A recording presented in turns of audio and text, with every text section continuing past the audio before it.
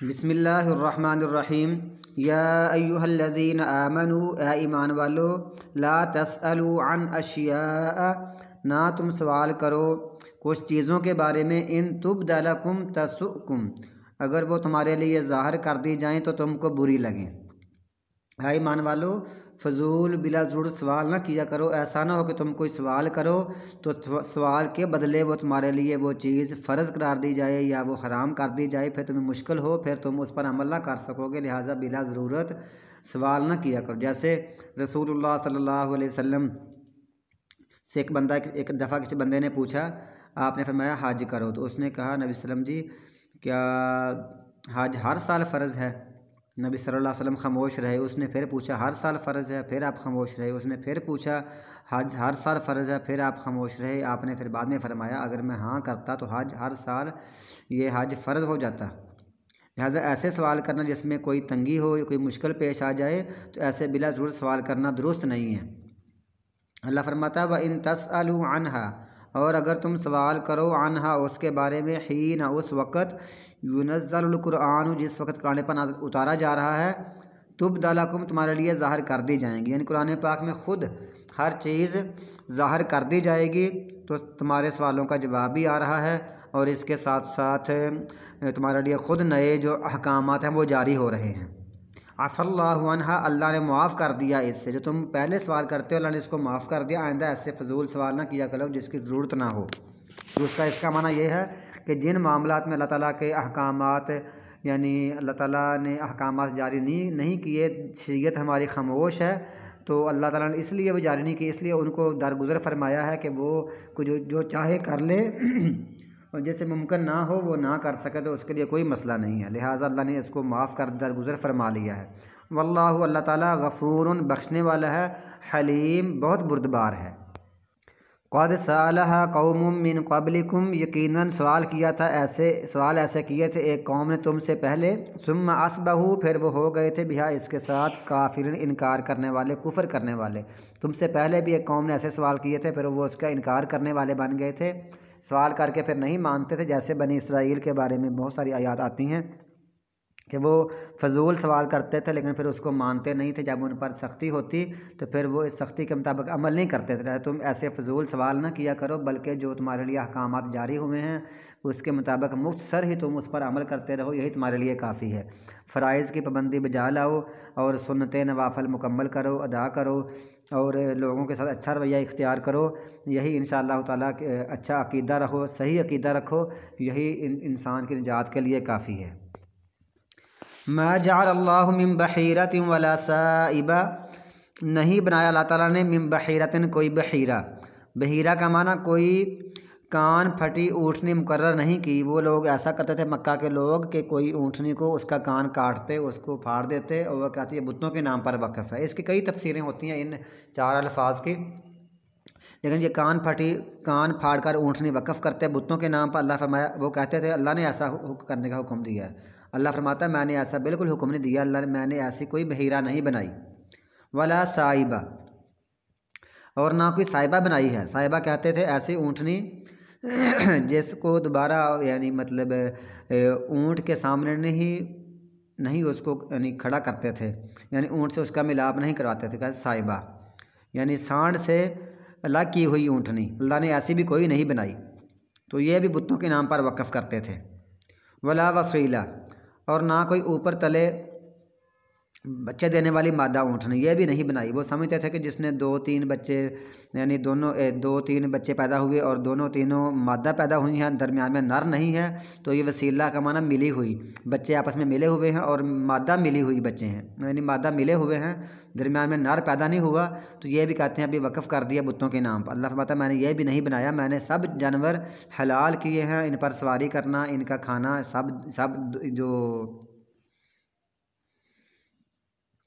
سب جو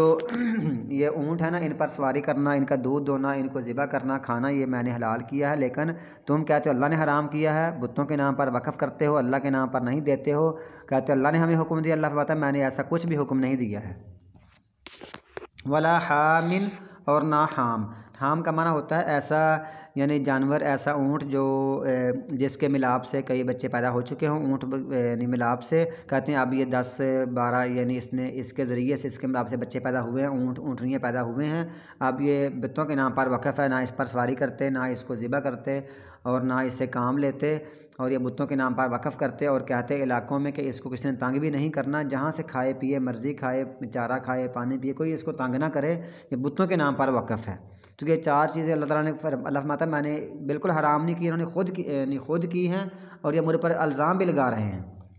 وَلَٰكِنَّ الَّذِينَ كَفَرُوا لیکن وہ لوگ جنہوں نے کفر کیا، یفترون وہ باندھتے ہیں اللہ پر جھوٹ، الکذب جھوٹ، اللہ پر یہ جھوٹ باندھ رہے ہیں کہ اللہ نے حرام کیا ہے،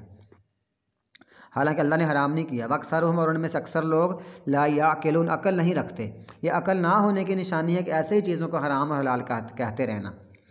وَإِذَا قِيلَ اور جب کہا جاتا ہے لہم ان کو، جب ان سے کہا جاتا ہے کہ تعالوا آؤ الی ما انزل اللہ، اس کی طرف آؤ جو اللہ نے اتارا ہے، وَإِلَى الرَّسُولِ اور رسول کی طرف آؤ، اللہ کی بات مانو اور رسول کی بات مانو، قرآن پاک کو مانو، حدیث کو مانو، تو وہ کہتے ہیں قالوا کہتے ہیں حسبنا ہمیں کافی ہے، ما وجدنا علیہ آباءنا جس پر ہم نے پایا اپنے آباء و اجداد کو، ہم نے اپنے آباء و اجداد کے اعمال، ان کا دین، ان کا طریقہ کافی ہے، ان کے رسم و رواج کافی ہیں، ہم اللہ اور رسول کی بات نہیں مانتے۔ اللہ فرماتا ہے اولو کان آباؤہم اگرچہ ان کے آباء و اجداد، ان کے باپ دادا، ان کے بڑے لا یعلمون شیئا کچھ علم نہ جانتے ہوں، لا یہتدون اور نہ ہی وہ ہدایت یافتہ ہوں، پھر بھی وہ ان کی بات مانیں گے۔ ان کے آباء و اجداد نہ علم رکھتے تھے کچھ بھی اور نہ وہ ہدایت یافتہ تھے، یہ لوگ پھر بھی ان کی بات ہی کیوں مان رہے ہیں؟ یا ایھا الذین آمنوا علیکم انفسکم، اے ایمان والو لازم پکڑو اپنی جانوں کو، اپنے آپ کو لازم پکڑو، اپنی جانوں کا بچاؤ لازم پکڑو، یعنی اپنی جانیں بچاؤ۔ لا یضرکم نہیں تم کو نقصان دے گا، من ضل جو گمراہ ہو گیا، جو گمراہ ہوگا وہ تم کو نقصان ہی دے سکتا، اذا ہتدیتم جب کہ تم ہدایت یافتہ ہو چکے ہو، یعنی جس وقت تم ہدایت پا چکے ہو تب کوئی گمراہ شخص آپ کو گمراہ نہیں کر سکتا، آپ کو نقصان نہیں دے سکتا۔ اس کا معنی یہ ہے کہ جب ایک بندہ ہدایت یافتہ ہے، ہدایت یافتہ ہونے میں یہ شامل ہے کہ اس کا عقیدہ صحیح ہو، توحید کو ماننے والا ہو، سنت کو ماننے والا ہو، اس پر کاربند ہو، اور اس کے ساتھ ساتھ وہ لوگوں کو دعوت بھی دے، لوگوں کو توحید بھی سمجھائے، نیکی کا حکم دے، برائی سے منع کرے۔ بندہ یہ کام کرتا رہے گا نا تو جو لوگ گمراہ ہیں ان کی گمراہی کا بوجھ تمہارے ذمے نہیں ہے، وہ گمراہ ہیں، اللہ پھر تم سے ان کے بارے میں نہیں پوچھے گا، ان کی گمراہی ان کے ذمے ہے، تمہارے ذمے ہے، جو تمہارے ذمے ہے وہ یہ ہے کہ تم ہدایت یافتہ بننا، توحید پر کاربند رہنا، تو سنت پر رہنا اور دعوت دیتے رہنا۔ دعوت کا حکم لازمی ہے، اگر تم ایسا کرتے ہو تو پھر قیامت کو یہ نہیں ہوگا کہ اللہ یہ نہیں پوچھے گا کہ تم نے ان کو ہدایت یافتہ کیوں نہیں بنایا، اللہ یہ نہیں پوچھے گا، ان کا بوجھ ان پر ہوگا اور تم سے تمہاری نیکیوں کے بارے میں سوال کیا جائے گا، برائی کے بارے میں سوال کیا جائے گا۔ اگر وہ گمراہ ہوئے تو ان کا مسئلہ ہے، تمہارا مسئلہ نہیں ہے، لہٰذا جب تم ہدایت یافتہ ہو تو اس پر کاربند رہو اور ساتھ ساتھ دعوت بھی دیتے رہو۔ الی اللہ مرجعکم اللہ کی طرف ہی تمہارا لوٹنا ہے، جمیعاً سب کے سب کا، فینبئکم پھر وہ تم کو خبر دے گا، بما کنتم تعملون جو تم عمل کیا کرتے تھے۔ یا ایھا الذین آمنوا شہادۃ بینکم، اے ایمان والو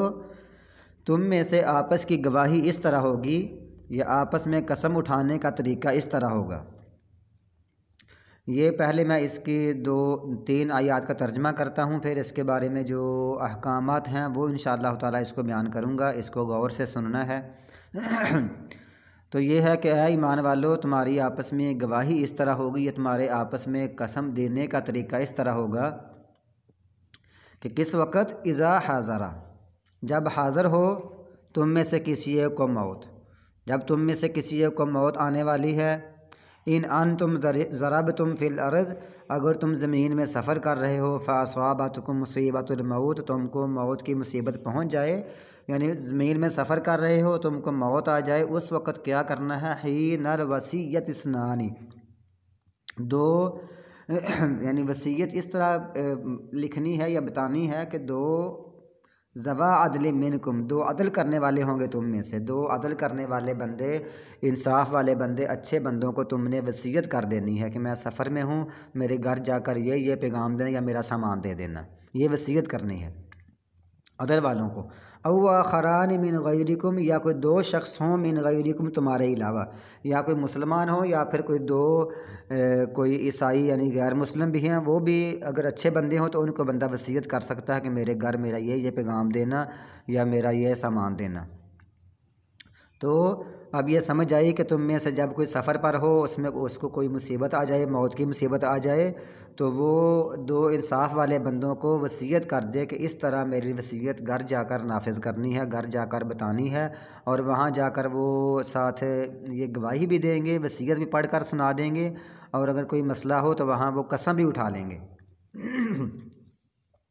اگر گھر والوں کو یہ شک ہے کہ جی یہ جو وصیت بتا رہے ہیں نا، اس وصیت میں تھوڑا سا کوئی مطلب انہوں نے غلط کام کیا ہے یا وصیت پوری نہیں بتائی ہے یا انہوں نے اس میں ڈنڈی ماری ہے، تو اللہ فرماتا ہے اگر اس صورت میں ایسے کرنا ہے تحبسونہما من بعد الصلاۃ، تم ان کو روک لینا، تم ان کو روک لو گے، یعنی تم ان کو روک لو، یہ فعل مضارع ہے نا، اصل میں یہ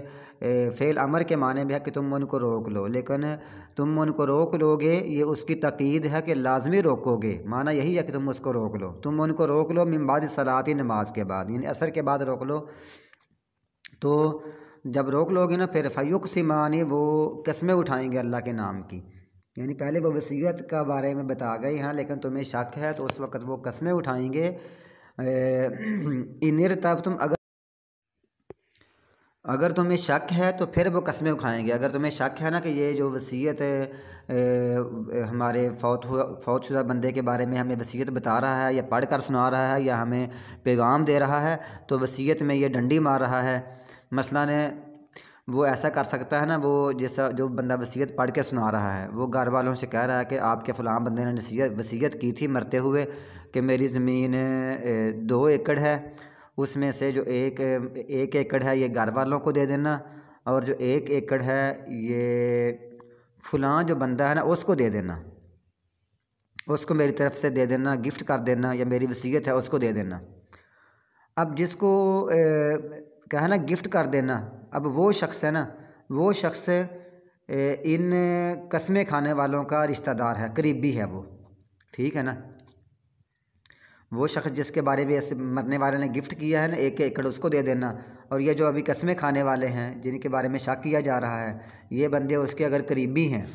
تو پھر یہ اس سٹائل سے قسمیں کھائیں گے کہ لا نشتری بھی ثمنا، ہم کوئی قیمت نہیں لے رہے، ہم ایسے تو نہیں کر رہے کہ تمہیں 1 ایکڑ دے دیا اور جو ہم کہہ رہے ہیں نا فلاں بندے کو 1 ایکڑ گفٹ کیا ہے تو یہ ہم جھوٹ تو نہیں بول رہے، نہ ہم اس کا کوئی فائدہ حاصل کر رہے ہیں اور نہ ہی ہم اس میں سے کچھ پیسے لے رہے ہیں، اس ایکڑ سے ہم کچھ پیسے نہیں لیں گے۔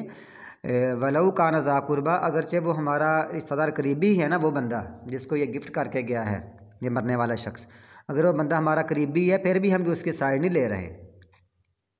ہم سائڈ نہیں لے رہے، ہم پیسے کے لالچ میں یہ جھوٹی قسمیں نہیں کھا رہے، بلکہ مرنے والے نے کہا تھا کہ 1 ایکڑ میرے گھر والوں کو دے دینا اور 1 ایکڑ فلاں بندے کو دے دینا، ہم اس کے مطابق وصیت کے مطابق ہم سچ بول رہے ہیں، ہم جھوٹ نہیں بول رہے۔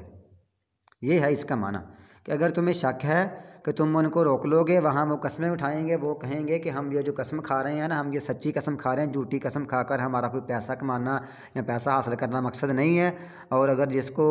وہ وصیت کر کے گیا ہے نا کہ میری اتنے ایکڑ گھر والوں کو اور اتنے ایکڑ فلاں کو دے دینا، اگرچہ وہ ہمارا قریبی ہی ہے نا، پھر بھی ہم قریبی ہوتے ہوئے کوئی وہاں سے منافع حاصل نہیں کر رہے، ہم بالکل سچی گواہی دے رہے ہیں۔ ولو کان ذا قربا، اگرچہ وہ جس کے بارے میں اس نے وصیت کی ہے کہ اس کو بھی کچھ پیسے دے دینا، اگرچہ ہمارا وہ قریبی ہے، ہم پھر بھی سچی قسم کھا رہے ہیں، یہ وہ بات کریں گے۔ ولا نکتم، اور نہیں ہم چھپا رہے شہادت اللہ، اللہ کی گواہی، ہم اللہ کی گواہی کو چھپا نہیں رہے، ہم سچی گواہی دے رہے ہیں، جو اس نے ہمیں وصیت کی تھی ہم اسی کے مطابق 100% صحیح بات کر رہے ہیں۔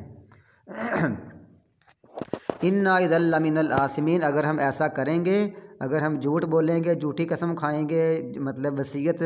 صحیح نہیں بتائیں گے، وصیت میں کچھ چیزیں چھپائیں گے، وصیت میں ہم جھوٹ بولیں گے، انا اذا لمن الآثمین، تب ہم بے شک گناہ گاروں میں سے ہوں گے، تب ہم بے شک گناہ کرنے والوں میں سے ہوں گے۔ فإن عُثِرَ، پھر اگر اطلاع پا لی جائے، پھر اگر بعد میں انہوں نے قسمیں کھائی ہیں لیکن بعد میں اطلاع مل جائے کہ انہوں نے جھوٹی قسمیں کھائی ہیں، انہوں نے ایک تو جھوٹی قسم کھائی ہے، دوسری انہوں نے جو وصیت بتائی ہے نا وہ وصیت بھی انہوں نے جھوٹی بتائی ہے، وصیت کا جیسے جس طرح ہمارا مرنے والا بندہ بتا کے گیا تھا ویسے انہوں نے نہیں بتائی، انہوں نے کچھ چیزیں چھپائی ہیں اور انہوں نے کچھ فائدہ حاصل کیا ہے، انہوں نے جھوٹی وصیت بتا کر، غلط وصیت بتا کر انہوں نے درمیان سے کچھ مال نکالا ہے، چوری کیا ہے، یا کہ انہوں نے کچھ یہ کہا ہے کہ فلاں ہمارا مرنے والے بندے نے یہ کہا تھا کہ 1 ایکڑ تم خود رکھ لینا باقی گھر والوں کو دے دینا، تو یہ انہوں نے یہ پیسہ کمایا ہے نا، فراڈ دھوکہ کیا ہے، وصیت سامنے نہیں واضح نہیں بتائی، اگر اطلاع مل جائے الا انہم استحقا اسما کہ بے شک وہ دونوں مستحق ہوئے ہیں گناہ کے، کہ انہوں نے گناہ کے مرتکب ہوئے ہیں، فآخران یقومان پھر دوسرے شخص یقومان وہ کھڑے ہوں گے، وہ کون سے ہیں؟ الاولیان جو سب سے زیادہ قریب ہیں، جو مرنے والے کے سب سے قریبی شخص ہیں نا، رشتے میں سب سے قریبی شخص ہیں، اولیان سب سے قریبی، پھر وہ کھڑے ہوں گے مقامہما ان کی جگہ پر، پھر وہ 2 شخص کھڑے ہوں گے، من الذین یہ ان لوگوں کی طرف سے ہوں گے، استحق علیہم جن کے اوپر جن کے خلاف انہوں نے گناہ کیا، جنہوں نے نقصان کیا ہے، جھوٹی قسم کھا کر اور جھوٹی وصیت بتا کر، غلط وصیت بتا کر جن کا نقصان کیا گیا ہے نا، اب وہ گھر والے جو مرنے والے کے سب سے قریبی رشتہ دار ہیں ان میں سے 2 بندے کھڑے ہوں گے جن کے خلاف گناہ کا انہوں نے ارتکاب کیا ہے۔ استحق علیہم کا معنی ہے کہ یہ گناہ کے مرتکب ہوئے ہیں ان گھر والوں کے خلاف، تو ان میں سے 2 بندے پھر کھڑے ہوں گے، سب سے قریبی رشتہ دار کھڑے ہوں گے، فیقسمان پس وہ قسمیں کھائیں گے باللہ اللہ کی، کہیں گے لشہادتنا یقیناً ہماری گواہی یا ہماری قسم احق زیادہ صحیح ہے من شہادتہما ان دونوں کی شہادت سے، یعنی کہ گواہی سے، ان کی قسم سے ہماری قسم زیادہ سچی ہے، وما اعتدینا اور ہم نے کوئی زیادتی نہیں کی، انا اذا لمن الظالمین اگر ہم زیادتی کریں گے، انا بے شک ہم اذا لمن الظالمین تب ظالموں میں سے ہو جائیں گے، وہ بھی یہی گواہی دیں گے کہ ہماری گواہی ہماری قسم ان سے زیادہ سچی ہے، ہم صحیح بات کر رہے ہیں، انہوں نے جھوٹ بولا ہے، جھوٹی قسم بھی کھائی ہے اور انہوں نے وصیت بھی صحیح نہیں بتائی ہے، اور ہماری گواہی زیادہ سچی ہے، ہماری قسم زیادہ سچی ہے، اور ہم نے کوئی زیادتی نہیں کی، اگر ہم نے زیادتی کی تو ہم تب ظالم ہوں گے۔ ذالک ادنیٰ یہ بہت قریب ہے، یعنی یہ طریقہ کہ بہت بہتر ہے، اس حساب سے بہتر ہے، اس حساب سے اس کا فائدہ زیادہ ہے کہ کوئی بندہ بھی جھوٹی قسم نہیں کھائے گا۔ جب گھر والے بندے کہیں گے نا ہم بھی اپنی طرف سے اپنے گھر والے طرف سے قسم کھا سکتے ہیں، جب یہ گھر والے بھی قسم کھا سکیں گے تو اس طریقے سے پھر باہر والے بندوں کو ڈر ہوگا کہ ایسا نہ ہو کہ ہم جھوٹی قسم کھا لیں، بعد میں گھر والے بھی پھر سچی قسم گھر والے بھی اپنے یعنی گھر والوں کے پاس سچی بات پہنچ جائے پھر وہ بھی قسم کھا لیں، تو اس ڈر سے وہ لوگ سچی قسمیں کھایا کریں گے۔ ذالک ادنیٰ یہ بہت قریب ہے، ان یاتوا بالشہادۃ علی وجہہا کہ لوگ گواہی لایا کریں گے علی وجہہا اس کے صحیح طریقے سے، صحیح گواہی لایا کریں گے، صحیح طریقے سے اس کو گواہی کو ادا کیا کریں گے، او یخافوا یا وہ ڈریں گے بھی، پھر وہ ڈریں گے بھی ان ترد ایمان کے لٹائی جائیں گی قسمیں بعد ایمانہم گھر والوں کی قسموں کے بعد، وہ پھر اس سے ڈریں گے کہ ایسا نہ ہو کہ ہم تو جھوٹی قسم کھا لیں، بعد میں پھر ان کے جو گھر والے ہیں وہ قسم کھا لیں تو پھر ہماری قسموں کو لوٹا دیا جائے گا، اس ڈر سے وہ پھر سچی قسم ہی کھایا کریں گے۔ واتقوا اللہ اللہ تعالیٰ سے ڈرو، واسمعوا اور سنو، واللہ اللہ تعالیٰ سے ڈرا کرو اور سنا کرو یعنی دین سنو، واللہ اللہ تعالیٰ لا یہدی القوم الفاسقین فاسق قوم کو ہدایت نہیں دیتا۔ تو یہ ہے قسم کے بارے میں، یہ ہم نے قسم کے بارے میں پڑھ لیا، گواہی دینے کے بارے میں پڑھ لیا، قسم کے مطابق فیصلہ کرنے والے کے بارے میں قسم کے مطابق فیصلہ کرنے کے بارے میں ہم نے سن لیا۔ تو اس بارے میں قسم کے کیا احکامات ہیں، اس کی کچھ مزید وضاحتیں ہیں، میں آپ کو بیان کرتا ہوں کہ اصل مسئلہ یہ ہے کہ جو حق ہے نا وہ حقدار کو ملنا چاہیے، جو بندہ جس چیز کا حقدار ہے، جس کا وہ مالک ہے، وہ اس کا حق بنتا ہے، اس کو ملنا چاہیے۔ اس کے لیے اللہ تعالیٰ نے کئی قانون بیان کیے ہیں، فرمائے ہیں، تو اس کو یعنی یاد بھی کرنا چاہیے اور اس کے مطابق ہی فیصلہ کرنا چاہیے۔ یہ جو چیزیں ہیں نا یہ کسی جج کے لیے، کسی وکیل کے لیے، کسی پنچایتی کے لیے جو فیصلے کرتا ہے اس کے لیے ہے کہ وہ بندہ حقدار تک حق پہنچائے، فیصلہ کرنے کے بعد اس کے پاس اتنی قوت ہو اور اتنا فہم ہو، اتنا اس کے پاس ادراک ہو، اتنا شعور ہو کہ وہ بندہ سمجھ سکے لوگوں کی باتوں سے اور لوگوں کے یعنی باتیں سے، لوگوں کی گواہیوں سے کہ سمجھ سکے کہ سچا کون ہے، جھوٹا کون ہے، اور جو قرائن ملتے ہیں، شواہد ملتے ہیں، وہاں سے وہ حق تک پہنچ سکتا ہے۔ مثلا اب یہ جو آیت اتری ہے اس آیت کے بارے میں یہ ہے کہ تمیم داری تھے اور ایک آدمی تھے عدی بن بدا، یہ دونوں تھے، اور ساتھ تھا ایک سہمی بندہ تھا، سہم قبیلے کا، بنو سہم کا۔ تو یہ شخص نا، یہ تینوں آدمی کسی سفر پر گئے تو جو سہمی تھا نا اس کو موت آ گئی، موت کے قریب تھا، تو اس نے اس عیسائی بندوں کو، دو عیسائی تھے تمیم داری اور عدی بن بدا، ان کو یہ وصیت کی کہ میرے گھر جا کر میرا یہ سامان ہے نا تمہارے پاس، یہ جا کر میرے گھر دے دینا، اور ان کو سامان دے دیا اور بعد میں فوت ہو گیا۔ وہ گھر آئے، مدینہ منورہ پہنچے تو انہوں نے آ کر گھر والوں کو ان کا سامان دے دیا اور کہا یہ تمہاری وصیت تھی تمہارے فلاں بندے کی کہ ہم میرا سامان میرے گھر میں دے دینا، اور یہ وصیت ہے اس کی سامان پہنچانے کی مکمل، تو ہم نے دے دیا ہے۔ جب انہوں نے سامان کھولا تو وہ دیکھا کہ اندر اس کے اندر نا کوئی لسٹ تھی سامان کی، تو اس میں دیکھا کہ سارے سامان لسٹ کے مطابق پورا سامان اس میں مکمل نہیں ہے، کہ اس میں پیالہ نہیں ہے چاندی کا پیالہ تھا اور اس پر سونے کے نقش و نگار تھے، تو وہ اس میں نہیں ہے۔ انہوں نے رسول اللہ صلی اللہ علیہ وسلم سے آ کر بیان کیا، تو رسول اللہ صلی اللہ علیہ وسلم نے ان دو بندوں سے قسم لی، کیا تم نے وصیت صحیح نافذ کی ہے اور ہر چیز سامان پورا پہنچایا ہے؟ تو تم نے کوئی خیانت تو نہیں کی ہے، وصیت میں کوئی کوئی چیز چھپائی تو نہیں ہے؟ انہوں نے قسم کھا لی کہ ہم نے کچھ نہیں چھپائی، ہم نے پورا سامان دیا ہے، ہم نے وصیت کے مطابق پورا سامان دیا ہے، اور اس کے ساتھ وہ قسم بھی اٹھا لی، دونوں باتیں ساتھ ہیں، یعنی وصیت پوری کی ہے اور انہوں نے قسم بھی اٹھا لی ہے اس بات کی۔ چند دنوں کے بعد وہ لوگ مکہ مکرمہ گئے تو وہاں وہ پیالہ کسی مارکیٹ سے یا کسی کے گھر سے مل گیا۔ انہوں نے کہا یہ تم نے پیالہ کہاں سے لیا ہے؟ تو ان لوگوں نے کہا کہ وہ تمیم داری اور عدی بن بدا یہاں تشریف لائے تھے، ہم نے ان سے پیالہ یہ قیمتاں لیا ہے، ہم نے ان سے خریدا ہے۔ جب یہ بات پہنچ گئی تو انہوں نے پھر دوبارہ رسول اللہ صلی اللہ علیہ وسلم کو آ کر بیان کر دیا کہ اللہ کے رسول انہوں نے جھوٹی قسمیں کھائی تھیں، ہمیں شک تھا، اب ہمیں یقین ہے انہوں نے جھوٹی قسمیں کھائی تھیں، وہ پیالہ تو ہمیں مارکیٹ سے ملا ہے۔ تو پھر رسول اللہ صلی اللہ علیہ وسلم نے ان لوگوں سے، تمیم داری سے اور عدی بن بدا سے پیسے لے کر پیالے کی قیمت لے کر ان گھر والوں کو دے دی۔ تو یہ آیتیں اس سلسلے میں اتری ہیں۔ عدی بن بدا بھی کہتے ہیں کہ یہ میں نے گناہ کیا، تمیم داری کہتے ہیں یہ میں نے گناہ کیا تھا اور یہ میں نے ہی ایسے کیا تھا، یہ آیتیں میرے بارے میں تھے، بعد میں انہوں نے پھر کلمہ پڑھ لیا۔ اچھا، ایک واقعہ تو یہ ہے، یعنی قسم کے ذریعے سے، یعنی ایک تو ہے نا جو الزام لگا رہا ہے وہ قسم لیتا ہے اگلے بندے سے کہ میں تم پر الزام لگا رہا ہوں، میرے پاس گواہ نہیں، تم قسم کھاؤ، یا وہ بعض دفعہ بندہ خود بھی قسم کھا سکتا ہے، یعنی قسم دونوں طرف سے ہو سکتی ہے، تو اس میں یہ مسئلہ ہو گیا۔ اور دوسرا، ایک دفعہ ابو طالب نے اپنے کوئی بندہ بھیجا، کوئی قافلہ جا رہا تھا یمن کی طرف کاروبار کے لیے، تو انہوں نے اپنا ایک غلام تھا تو ساتھ بھیج دیا کہ یہ میرا غلام ہے، ان کو ساتھ لیتے جاؤ، اور یہ بھی کچھ مزدوری وغیرہ کرے گا، محنت کرے گا، پیسہ کمائے گا، یعنی روزی کمائے گا۔ تو وہاں چلے گئے، جب وہاں پہنچے تو کسی وقت سب قافلے والے بیٹھ گئے، تو یہ جو غلام تھا یہ بھی ان کے ساتھ بیٹھا ہوا تھا، اکٹھے پورا سفر کر رہے تھے۔ تو آگے سے قافلہ آیا تو ان میں سے ایک آدمی تھا، وہ اس لڑکے کا، اس غلام کا وہ دوست تھا یا رشتہ دار تھا۔ تو اس نے کہا یار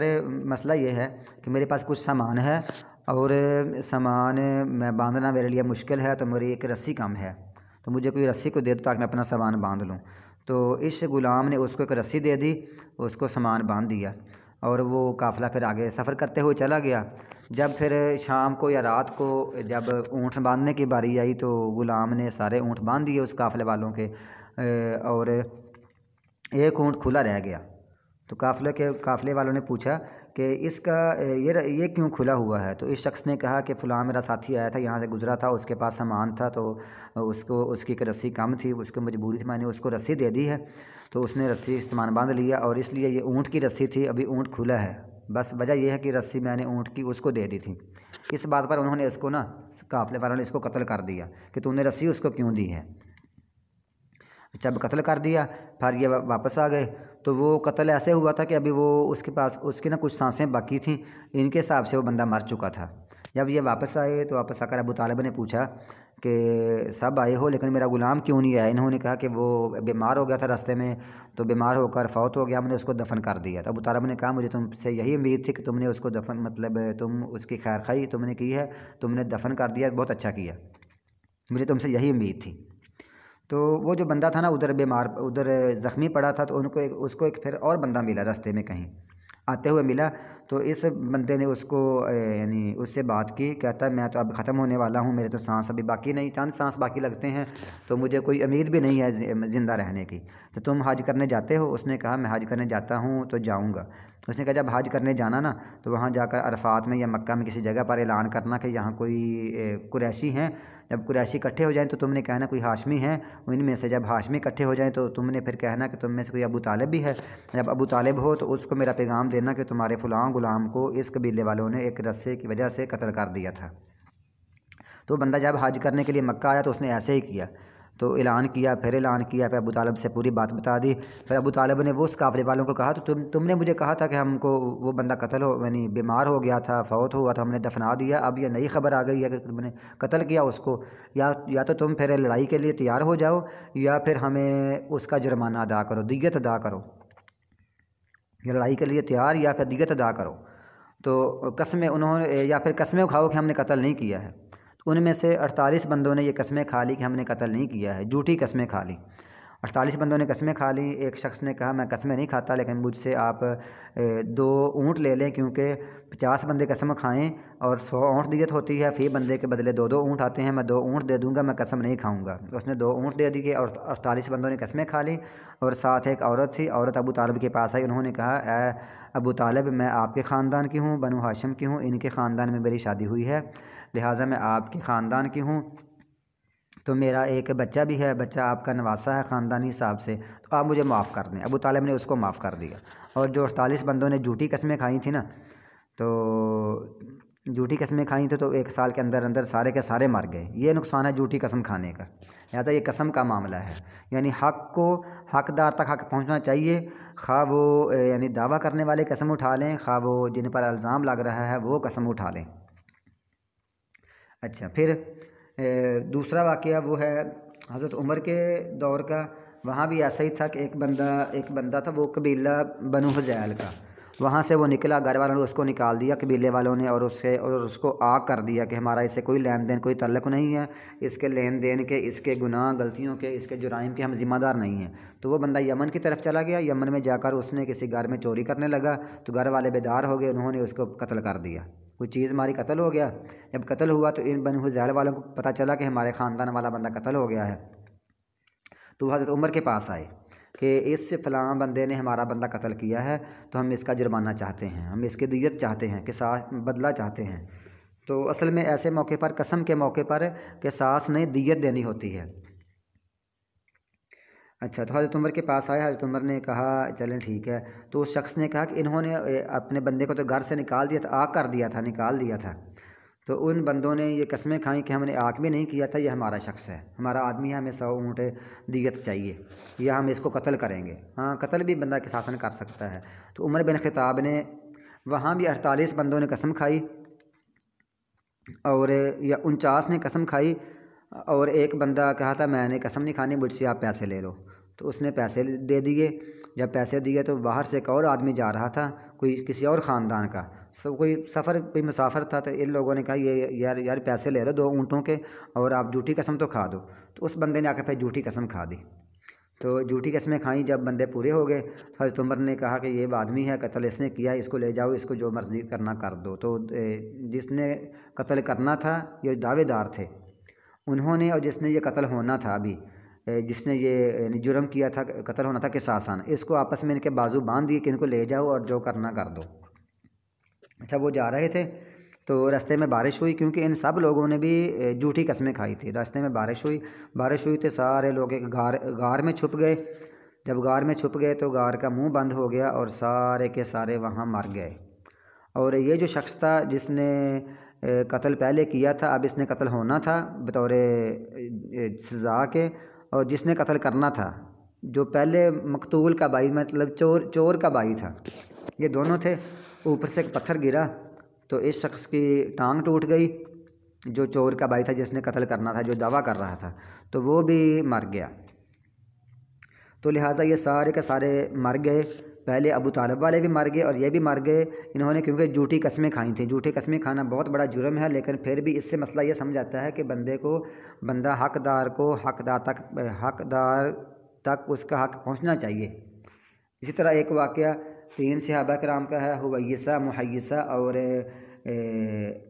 عبداللہ بن سہل اور عبدالرحمن بن سہل۔ مسئلہ یہ ہے، محیسہ اور عبداللہ سہل یہ دونوں خیبر گئے، اس علاقے میں کام کاج کرنے کے لیے گئے۔ تو محیسہ نے دیکھا کہ عبداللہ وہاں کسی خیبر کی کسی بستی میں قتل ہوئے پڑے ہیں، تو انہوں نے اعلان کیا محیسہ نے کہ عبداللہ کو یہودیوں تم نے قتل کیا ہے۔ یہودی کہتے ہیں ہم نے قتل نہیں کیا، کہتے تمہارے محلے میں لاش پڑی ہے، اس کی ناش پڑی ہے، تم نے قتل کیا، میت یہاں پڑی ہے۔ انہوں نے کہا ہم نے اس کو قتل نہیں کیا ہے۔ تو وہ پھر جو تھا نا محیسہ، وہ واپس مدینہ منورہ آ گئے اور اپنے بڑے بھائی حویسہ کو ساتھ لیا، اور جو عبداللہ تھے نا جو قتل ہوئے تھے اس کے بھائی عبدالرحمن کو ساتھ لیا اور رسول اللہ صلی اللہ علیہ وسلم کے پاس پہنچ گئے۔ تو محیسہ جب بات کرنے لگے تو رسول اللہ صلی اللہ علیہ وسلم نے فرمایا کہ بڑا بات کرے، پہلے حویسہ بات کرے۔ تو پھر حویسہ نے بات کی، عبدالرحمن نے بات کی۔ جب انہوں نے بات کر لی تو آپ نے فرمایا پھر اب جو صحیح واقعہ ہے نا جو وہاں خیبر میں موجود تھا محیسہ، اب تم ساری بات سناؤ، یعنی پہلے بڑے بات کر لیں، تھوڑی سی مختصر بات کر لیں، لیکن جو صحیح واقعہ جس نے کے ساتھ یہ بحث ہوئی ہے یہودیوں کی، پھر وہ بات کرے گا۔ پھر محیسہ نے پوری بات سنائی تو رسول اللہ صلی اللہ علیہ وسلم نے فرمایا کہ تم گواہ پیش کرو کہ انہوں نے قتل کیا ہے، تم کوئی عینی شاہدین بتاؤ جنہوں نے آنکھوں سے دیکھا ہوا، عینی شاہدین۔ تو انہوں نے کہا ہم نے دیکھا تو نہیں ہے، ہمارے پاس گواہ موجود نہیں ہے۔ تو انہوں نے کہا کہ پھر رسول اللہ صلی اللہ علیہ وسلم نے فرمایا کہ پھر وہ یہودی قسمیں کھائیں گے۔ آپ نے فرمایا، صحابہ نے کہا حویسہ، محیسہ اور عبدالرحمن نے، وہ تو جھوٹے ہیں، ان کی قسم کا کیا اعتبار ہے، وہ تو جھوٹی قسمیں کھا لیں گے۔ بہرحال جب یہ نہ مانے تو رسول اللہ صلی اللہ علیہ وسلم نے ان کو عبدالرحمن بن سہل کو اپنے بھائی کی، جو ان کا بھائی قتل ہوا تھا عبداللہ بن سہل، ان کے بدلے میں خود بیت المال سے 100 اونٹ ادا کر دیے، بطور دیت دے دیے، تاکہ یہودیوں سے، کیونکہ یہودی قسم تو کھا لیں گے، وہ جھوٹے ہیں، اور مسلمان کا خون رائیگاں نہ جائے، ضائع نہ ہو، لہٰذا رسول اللہ صلی اللہ علیہ وسلم نے بیت المال سے ان کے لیے یہ چیز مطلب یہ دیت ان کو دے دی۔ اور میرا خیال یہ یہاں ایک صحابی تھے عبداللہ بن، یہ جو شہید ہوئے ہیں نا، قتل ہوئے ہیں، ان کے والد تھے، وہ کہتے ہیں کہ فلاں یہ جو میری ٹھوڑی پر نشان ہے نا زخم کا، یہ ان 100 اونٹنیوں میں سے ایک اونٹ نے یا ایک اونٹنی نے میرے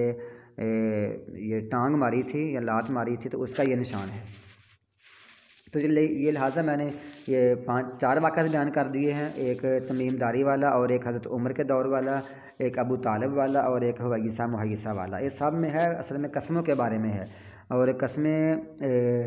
جو بندہ الزام لگاتا ہے اس کے پاس گواہ ہونے چاہیے، اگر وہ الزام ثابت نہیں کر سکتا تو اگلا بندہ قسم کھائے گا۔ اور بعض دفعہ جو الزام لگا رہا ہے نا، اگر وہ بھی قسم کھا لے گا نا، ایک گواہ لے آئے ساتھ ایک قسم کھا لے، تو پھر بھی یعنی اس کی گواہی قابل قبول ہے۔ یعنی گویا کہ قرائن ہم نے دیکھنے ہیں، شواہد دیکھنے ہیں کہ کسی طرح بھی حق داتا حق پہنچ جائے۔ اس کی مختصر مثالیں اور بھی ہیں، جیسے سلمان علیہ السلام اور اس عورتوں کا واقعہ جن کے بچہ ایک بیڑیا لے گیا تھا اور 2 عورتیں تھیں، آپ نے فرمایا کہ چھری لاؤ، آدھا آدھا کر دوں۔ تو وہاں پھر جو عورت کا بچہ تھا نا، اس نے کہا نہیں میں نہیں لیتی، اس کو دے دو، کوئی بات نہیں، زندہ رہے گا نا، لیکن اس کے پاس رہے گا کم از کم قتل، تو اس کو 2 پیس نہ کرو۔ تو حضرت سلمان علیہ السلام کو سمجھ آ گئی کہ یہ جو عورت تڑپ رہی ہے اصل میں بچہ اسی کا ہے، دوسرے کو تو کوئی ٹینشن نہیں ہے، اس کو پتہ ہے کہ میرا بھی بیڑیا کھا گیا، اس کا بھی کبھی قتل ہو جائے گا، 2 پیس کر دیے جائیں گے۔ تو اس حساب سے وہ جو تھی نا تڑپ اس عورت کی، اس حساب سے پھر فیصلہ کیا سلمان علیہ السلام نے کہ اس عورت کا بچہ ہے، پھر انہوں نے اس کو دے دیا۔ اس کے ساتھ ساتھ جیسے ایک دفعہ یوسف علیہ السلام کا واقعہ ہے کہ اس کا معیار یہ بنا کہ الزام کے بعد ہے کہ اس آدمی نے کہا، جو جوان آدمی تھا، داڑھی والا آدمی، اس نے کہا کہ اگر پیچھے سے قمیض پھٹا ہو تو یوسف علیہ السلام سچے ہیں اور عورت جھوٹی ہے، اگر آگے سے پھٹا ہو پھر یوسف علیہ السلام جھوٹے ہیں اور عورت سچی ہے۔ جب دیکھا گیا تو پیچھے سے پھٹا ہوا تھا، تو وہاں یہ معیار بنا کہ ہم نے یہ قرائن سے اور اپنی فہم تدبر سے سمجھنا ہے کہ ہم نے حق تک پہنچنا ہے۔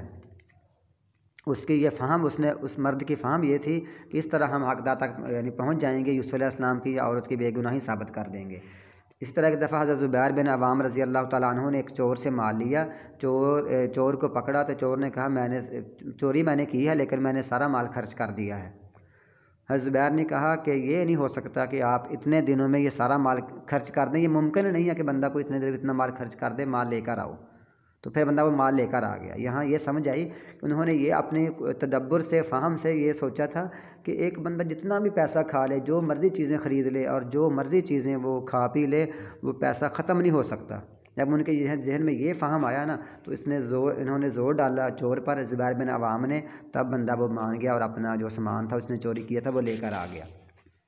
اسی طرح حضرت علی نے اس عورت سے کہا جو عورت خط لے کر جا رہی تھی حاتب بن ابی بلتہ رضی اللہ تعالیٰ عنہ کا، کہ مجھے وہ خط دو ورنہ ہم آپ کو ننگا کر کے بھی دیکھیں گے، آپ کو وہ سامان آپ کے سے خط لیں گے۔ وہاں صرف یہ دھمکی لگانا مقصود تھی۔ دھمکی کے ساتھ وہ اس عورت نے خط اپنے، وہ جو اس نے بیلٹ پہنا ہوا تھا نا، کمر میں بیلٹ پہنا تھا، اس نے اس پہ پھر خط نکال دیا۔ یعنی چیز نکالنی ہے، حقدار کی چیز پہنچنی چاہیے، کہ اس حساب سے ہے۔ اچھا، پھر اسی طرح ایک اور واقعہ آتا ہے کہ نعمان بن بشیر نے ایک آدمی کو بڑا مارا، ایک چور کو مارا اور کہا تم نے چوری کی ہے تو سامان دو، تم نے چوری کی ہے۔ باقی لوگوں نے کہا کہ ابھی تک تو صرف الزام ہی ہے، الزام ابھی لگا ہے، الزام ہے یا لفظ الزام بھی کہہ سکتے ہیں، الزام لگا ہے کہ آپ نے ان کو مارا کیوں ہے؟ تو اس صحابی نے کہا، نعمان بن بشیر نے کہا کہ اگر یہ تھوڑی سی مار کے بعد اپنا وہ چوری کا سامان واپس کر دے گا، مان جائے گا، سامان واپس کر دے گا تو ٹھیک ہے، اگر نہیں تو پھر جو الزام لگا رہے ہیں نا، پھر ہم ان کو ماریں گے کہ تم نے الزام، پھر ان کو تہمت کی سزا دیں گے۔ تو گویا کہ آپ نے پھر بعد میں یہ بھی کہا کہ یہی فیصلہ رسول اللہ صلی اللہ علیہ وسلم کا، یہ نعمان بن بشیر نے کہا۔ تو گویا کہ اصل میں یہاں جو معیار بنتا ہے نا، وہ ہے کہ آپ نے ہمیشہ حق کے ساتھ گواہی دینی ہے اور حقدار کی طرف کھڑا ہونا ہے۔ ایسا نہیں ہے کہ ہم اپنے کسی قریبی کی حمایت کریں یا اپنے گھر والوں کی حمایت کریں یا کسی غریب کو دیکھ کر اس کی حمایت کریں، یار نہیں یہ بڑا غریب ہے ہم اس کی حمایت کرتے ہیں، یار کوئی بات نہیں اس کے پر ہمیں ترس آتا ہے اس کی حمایت کرتے ہیں، یا یہ امیر ہے ہم امیر کی حمایت کریں، یار امیر ہے تو ہمیں کبھی اس سے لینا دینا کوئی چیز پڑتی ہے تو ہم امیر کی حمایت کریں۔ نہ امیر کی، نہ غریب کی، نہ قریبی کی، نہ رشتہ دار کی، نہ اپنے گھر والوں کی، آپ نے ہمیشہ حق کی سائڈ لینی ہے۔ اس کے لیے اللہ تعالیٰ نے اصول وضع کر دیے ہیں کہ آپ گواہ کے ساتھ بھی حقدار تک، آپ گواہ کے ساتھ بھی گواہ موجود ہوں تب بھی آپ حقدار کو اس کا حق دلوائیں گے، اور اگر گواہ نہیں ہے تو قسم کے ساتھ بھی کر سکتے ہیں، اور اگر نہیں ہے تو اگلے بندے قسم اٹھا سکتے ہیں۔ اسی طرح تھوڑی سی سختی کر کے بھی قسم اٹھا سکتے ہیں، اور اپنی فہم تدبر کے ساتھ بھی آپ حقدار تک حق پہنچا سکتے ہیں۔ اصل یہاں مقصد یہ ہے کہ حقدار کو حق پہنچانا۔ جیسے ایک واقعہ آتا ہے، امام ابن قیم نے لکھا اپنی کتاب میں اعلام الواقعین میں، کہ ایک جج نے لوگوں سے کہا کہ میں نے زندگی بھر صحیح فیصلے کیے ہیں، جب میں مر جاؤں تو مجھے دیکھنا کہ میرے جسم میں کوئی تبدیلی ہوئی ہے۔ تو اس لوگوں نے کہا کیوں؟ انہوں نے کہا کہ ایک دفعہ ایسے ہوا تھا کہ میرا ایک دوست تھا اور ایک میرا ناواقف آدمی تھا، ان کا آپس میں کوئی معاملہ بن گیا، جھگڑا ہو گیا، تو میرے پاس فیصلہ کروانے کے لیے آئے۔ تو میں نے جو ناواقف تھا اس کے بعد اتنی غور سے نہیں سنی، اور جو میرا ساتھی دوست تھا میرا واقف تھا، تو میں نے اس کی بات بڑے غور سے سنی تھی، کان لگا کر سنی تھی۔ مجھے یہ سمجھ آتی ہے کہ میں نے اس کی کان لگا کر سنی تھی، اس کے ساتھ میں نے اس کی بات غور سے نہیں سنی تھی، تو یہ میں نے تھوڑا سا ایک طرف جھکاؤ کیا ہے، میں نے انصاف نہیں کیا ہے۔ تو چند سالوں کے بعد جب انہوں نے اس کی قبر کو نکال کر دیکھا، اس کی میت کو دیکھا، تو اس کے دونوں کان غائب تھے، اس کے کان نہیں تھے، باقی اس کا جسم سارا کا سارا صحیح تھا۔ مقصد یہ تھا بیان کرنے کا کہ جو بندہ حق نہیں دیتا یا جھوٹی قسم کھاتا ہے، یا آخر اس کو دنیا میں بھی اس کو سزا مل سکتی ہے، ورنہ نہیں تو مرنے کے بعد اس کو ضرور سزا ملے گی۔ اللہ تعالیٰ ہمیں اس کی سمجھ عطا فرمائے کہ ہم ہمیشہ حقدار تک اس کا حق پہنچائے، ہم حق کی سائڈ لیں، ہم باطل کی سائڈ نہ لیں۔